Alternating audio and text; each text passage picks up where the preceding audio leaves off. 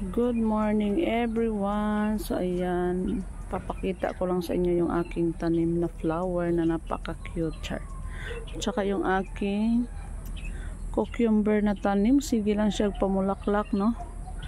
Ayan, umakyat na siya sa puno ng rambutan. Ayun na ang dahon, no? Sana mamunga siya, no? Hindi yun panay pamulaklak lang. Hindi siya nagkakaroon ng bunga. Hindi ko alam kung anong problema niya, char. Ayan yung aking napakaganda na flower. Ayan. Wala, paano kaya ito tanggalin, no? Parang ang daming mga ano ng langgam. Yung excited ka sa yung tanim na longta. Inaraw-araw to, guys. Bakit na masyadong excited kayo mamunga? Ayan, oh, tingnan nyo na malaklak na siya. Ang liliit nyo pa, ba't masyadong excited yan? So, ito yung aking tanim. Nasa pasok lang. Ayan. Ba't nagkaganto sila? Tingnan na dahon, guys. And then, yung aking lara, masyadong excited. Ang liliit pa. Oh. Tingnan nyo, guys. Namulaklak ka agad. Masyadong excited magdalaga, char. Focus tayo, focus. Ayan, namulaklak na.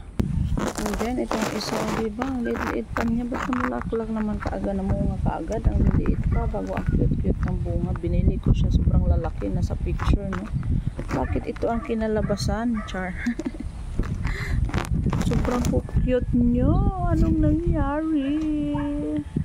So ayan, may tanim din akong papaya galing to sa Cotabato. Ang buto nito dala ko nung ako'y pumunta ng Cotabato. So binigyan ako ng aking biyanan ng buto.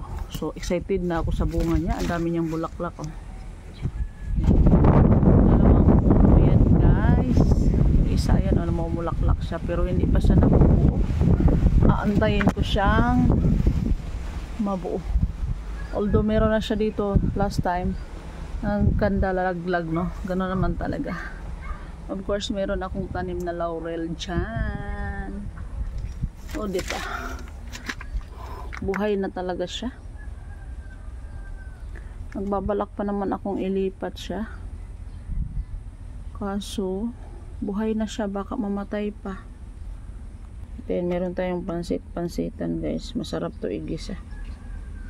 Yan. Siyempre yung ating chili na mamahalin. So dito ako kumakapit. Pero naubos ang bunga niya. Kinakain ng mga ibon. Yan.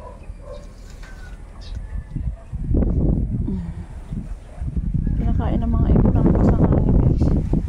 At yung kalabasa ko, iwan ko lamang kung magkakaigi. Diba may tanim akong kalabasa dito. Nagkanda lalaglag yung bunga. Hindi ko siya na-pollinate. So ito ang pag-asa ko naman. Sana magtuloy-tuloy, no? Of course yung aking tanim na sibuyas sa paso. Tutuwa talaga ako sa lara ako. Yan, cute-cute naman.